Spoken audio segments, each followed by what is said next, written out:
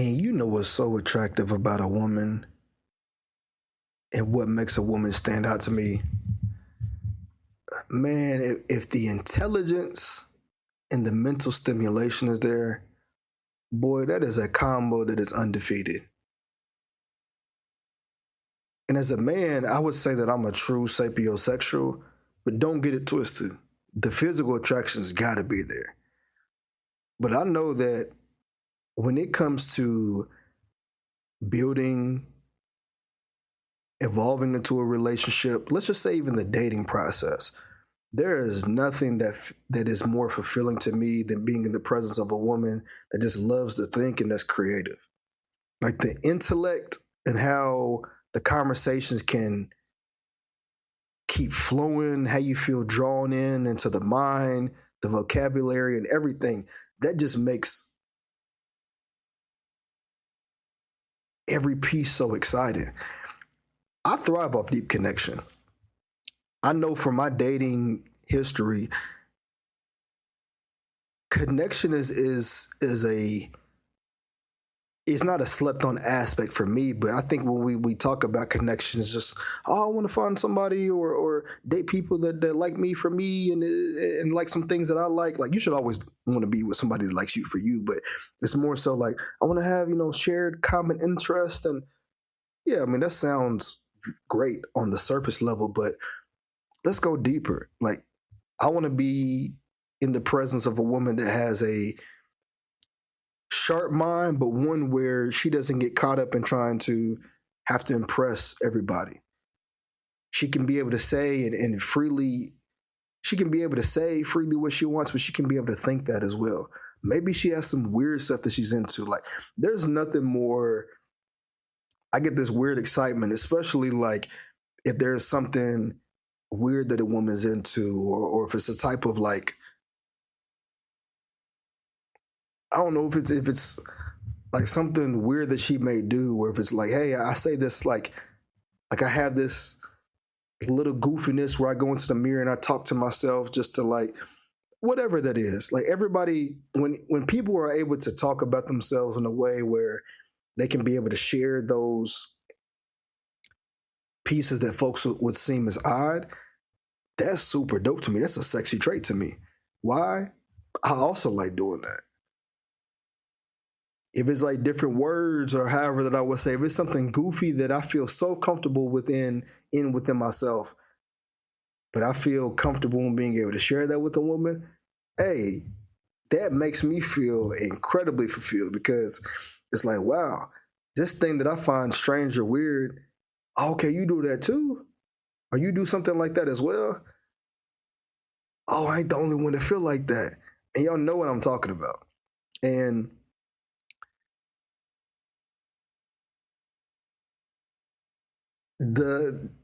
it makes it feel even better when it's when you have that, and obviously the physical attraction is there because it's like, wow, like your presence just makes me feel even more connected to you.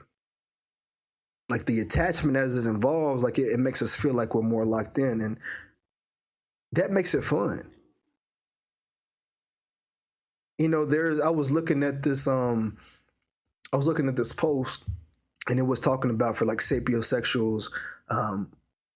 It was talking about with sapiosexuals, it was intellectual foreplay. Here's a few of the things that it listed: having a deep and thoughtful conversation about current events, reading the same book and discussing it when you're finished, challenging each other's perspectives, opinions, and beliefs in a humble and thoughtful and provoking way. Hey, let's talk about that one in a second. Actually, talking about it now. That's a big one because I know for myself, and I can admit, I can be strong-minded. And I've worked on it a lot because I may have a perspective oftentimes that is different.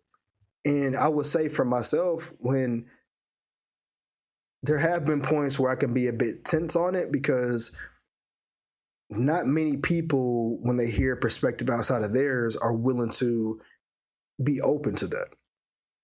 And I know for a big problem for me was that in many spaces, if I was sharing a perspective about that I felt different, or even if I was just able to talk about something that may be similar, it always felt as if I was in spaces where my voice wasn't heard.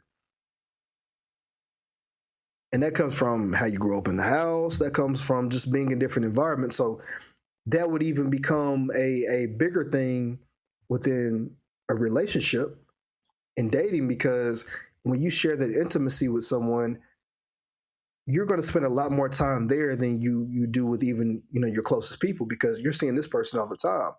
But then things can get a bit more intense because there's a bit of an expectation that, man, I really like this person, they like me, so I'm hoping that they can really get everything that I'm saying, even if it may be different. But it's a learning process. Is you being able to build on, hey, this person may not get it initially.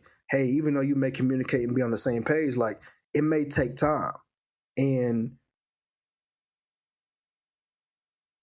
if somebody is willing to challenge you, and if somebody's willing to provide an opinion that is different from yours, but it can be all love in the end, friendship wise, intimately, we're talking intimately when it comes to relationships here, that's beautiful. But a person has to also be in a space where they're willing to grow. Because if you're a person that's not willing to grow, and you're not willing to be, sit in an uncomfortable space, unfortunately, like, you hearing somebody else is more than likely not going to be able to happen. But you got to really kind of like accept it that, hey, this may not really feel comfortable in hearing this, or it may be a lot different, but this person, they're open to express themselves, and they're trying to grow like I am. So that's my little piece on that. A few of the other pointers were teaching each other new information and or skills. That's a very, very dope one. I love that. Playful banter about religion, politics, worldviews. I think that's a really good one as well too, because when you can step away from the seriousness that the world provides on these topics, like, you can be serious about it, but when you can be able to step into it and then not have to look at every piece as being like a political warfare, that allows you to be able to see the human element. Now, if there's something that's obviously totally destructive and just absolutely ridiculous, that's one that then y'all on two totally different pages. But if there may be pieces about religion that you both like are indifferent about, like, say you're the same religion and you may be a bit indifferent about it, or you may be like, hey, you know what, like, hey, this is great, like, man, you know how them old folks be like, they be wilding in the church, they be messing around with everybody. They're like, something like that is playful, but it's like, it's not taking you away from the spirituality aspect. You just like, you keeping it real about what you're seeing or however. So I think that can always be cool. Watching a documentary, movie, TV show, podcast together and exploring the nuances and your unique insights. I think that's fun. That kind of go into like the challenging each other's perspective.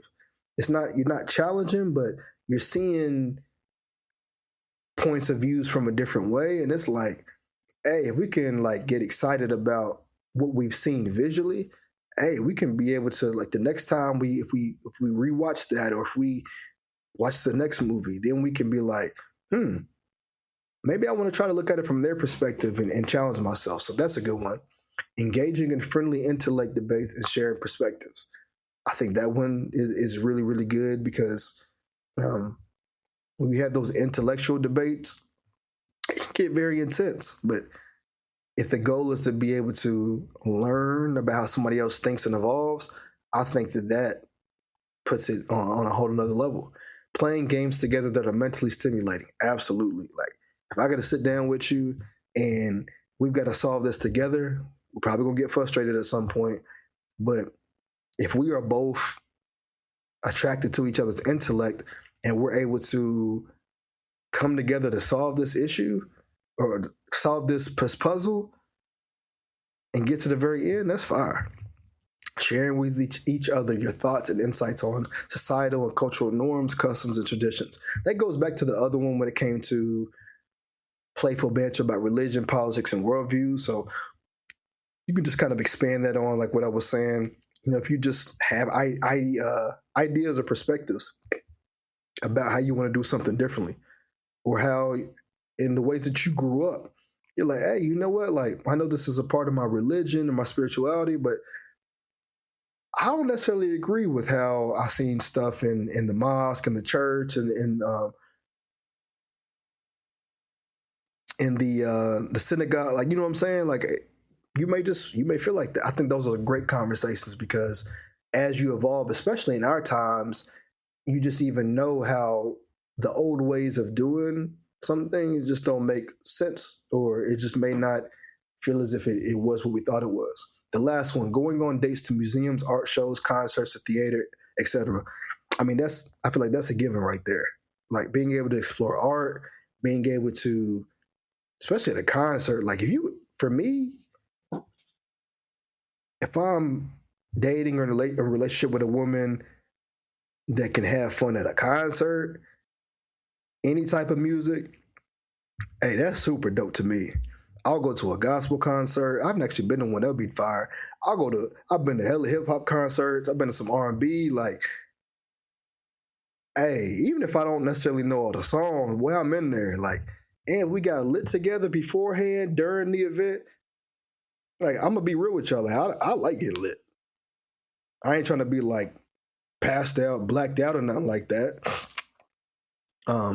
All over the place. I'm not trying to be like that, but getting turned up with your person, we getting lit before the event, or maybe get lit during. You know what I'm saying? We might pop a little something, hit a little smizoke on something. You know what I'm saying? Like that's cool as hell because somebody's on your same, they on the same type of level with you. That's fun. Like that's cool. Or even if we go sober. Like if we go to all the events sober, but your energy is high off life, just like mine, hey, that's a huge win there. It's like, shoot, if we don't even got to sip or smoke anything to get to that level, shoot, we can just stay right there. But if we want to take it up a little notch, hey, we already know that the energy is going to be on 1,000. But that's fire. So I am a person where being a sapiosexual is huge for me. I don't care how bad a woman is, how cold, like what the body looks like. For me, it has to be where we're able to have some type of conversation. Even if it doesn't end up in a relationship, even if it's just a good time between us, even if it's just us enjoying each other's presence, I'm definitely going to want to hang out with you more than once. So if I'm going to do that and have conversation, if we're enjoying ourselves, like I don't want it just to be where the conversation is bland, it ain't going nowhere. There's got to at least be some intellectual pieces there. Whether it's a full match long term, for me personally, I don't think it has to be that. Like I don't think you have to be fully there. Like sometimes it's just enjoying the moment and being able to embrace it. Like, hey, I'm in the presence of someone that has intellect or someone that's real cool. It's not going to be the match for me, but it fulfills the fun void. We're here for a good time, and that's what it is. I see nothing wrong with that, but I'm sure I'm going to get some folks that disagree with my perspective here. But hey, everybody's life is what they make it. I know what's worked for me. I know what continues to work for me, and what I can find fulfillment in. So overall, when it comes to being sapiosexual and just appreciating a woman's intellect and emotional maturity and and getting that mental stimulation, that's a long-term driver for me. Like I have to have that. And like I said, the physical got to be there too. But if she look good and then has that, bro, like it's I mean, it's fire. You know what I'm saying? Like it's an incredible time. It's lit, man. You know what I'm saying? So I just want to talk about that. That was just a episode that I wanted to bring up because I know for guys, we don't really get too many chances to talk about kind of the depth that we appreciate within women and how that actually makes us excited. Like, yeah, just seeing a woman just because she look good. Like I'm telling you, that don't drive me. Like I'm going to be intrigued. I'm like, oh, okay, she look good. Like, I'm curious to know about like, how she be moving and stuff like that. But after a certain point, if I'm like, man, yeah, this is kind of like, this is whack. I'm like, nah, I can't really put too much time here. Probably not going to put any time there. But that's just kind of the insight or inside like the Marcus is thinking and how I like to operate and move. But would love to hear if y'all are similar, if there's any differences in how you move. Please, as always, feel free to share. And it's just exploring the life of a multifacet. Like, that's what we're here for. So it's your boy DeMarcus. Appreciate y'all for tuning in. Make sure y'all tap in with me on the socials. That man Marco, mashing up with Marco on TikTok and Instagram.